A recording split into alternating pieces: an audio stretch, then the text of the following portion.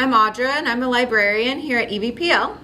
And today, to highlight Banned Books Week, I'm going to be sharing some of my favorite children's books that have either been challenged or banned at some point in the past.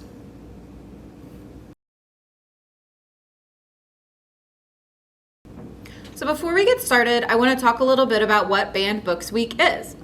Banned Books Week is a national event celebrating the freedom to read and our right to decide whether we choose to read a book or not. It started in 1982 as a response to books being increasingly challenged in bookstores, schools, and public libraries. So when someone challenges a book, they're attempting to have it removed from or restricted in one of those places. When that challenge succeeds, a book is then banned and it's removed from circulation. So Banned Books Week aims to raise awareness of issues surrounding banned books and censorship. This year's theme is Books Unite Us, Censorship Divides Us. If you want to learn more, make sure to check out ala.org/bbooks. So the first book I want to talk about is called Antango Makes Three by Justin Richardson and Peter Parnell. This book talks about animal families within the Central Park Zoo in New York City, specifically the penguins. It focuses on Roy and CeeLo, two male penguins who are making a nest together and would like to fill their home with a baby penguin. When the zookeeper notices this, he brings them an egg. Roy and CeeLo care for the egg and wait for it to hatch and complete their family. And this book is actually based on a true story. This book has also been on the ALA's top 10 banned books list for 9 years. It's been challenged in at least 15 states across the country, and some of those challenges have succeeded, leading to the book being banned. The book has also been challenged in other countries, including China and Singapore. So some of those challenges have been that the book is unsuitable for the target age group, that it's anti-family, or that it's anti-ethnic. But really, it's just a story about how there are all different types of families out there, and it's something that we can learn from. So the next book I want to talk about is called The Librarian of Basra by Jeanette Winter. This is a biography, or a true story, about Aliyah Muhammad Baker, a librarian in Basra, Iraq. The book is set at the beginning of the Iraq War, and Aliyah worries about the safety of the books in her library. Every night, the librarian secretly takes home books to protect them, enlisting help from several members of her community. When the war reaches Basra, the library catches fire and is burnt down. However, 30,000 of the library's books were secretly saved by the librarian and her helpers. This book has been challenged in public schools in 3 different states over the past 8 years.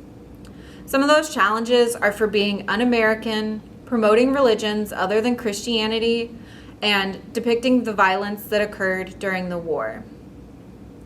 But really, this is a story of bravery, about fighting for and protecting what you believe in, and it can show us a perspective of what was happening in a different country during that time. Next up, we've got Drama by Renee Telgemeier. This is a middle grade graphic novel featuring Callie, a 7th grader who loves the theater and is part of the production crew for her school's upcoming play. But before the show can go on, Callie must learn to navigate new friendships, developing crushes, and how to get the production crew to work together as a team. This popular graphic novel addresses common middle school situations and drama head-on. This book has also been on the top 10 most challenged book list for 5 years since it's been published, and some of those challenges have been successful and led to bans. The reasons behind some of those challenges are that the book contains LGBTQ characters and themes, and that some worry that the book is too adult for the target middle school age group. But I love this book because it talks about the themes of friendship, teamwork, and inclusion all throughout the story. And of course, for the beautiful illustrations. The last book I want to talk about is The Giver by Lois Lowry.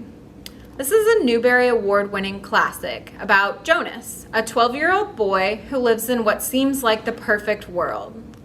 In Jonas's world, there's no crime or sadness or hard decisions to make. Everything is chosen for you, even your job. So when Jonas is chosen to be the new memory keeper and starts to learn the good and the bad memories of the past, he realizes his society may not be as perfect as it seems. This book has been on the top 100 banned and challenged books list for the past 2 decades. Those challenges and bans have been in several states across the country.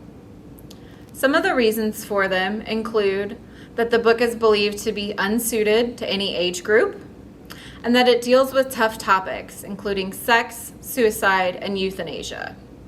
At the same time, this book is often taught in our school systems to examine aspects of humanity, values, and morality, and also because the ending leaves a ton of room for discussion.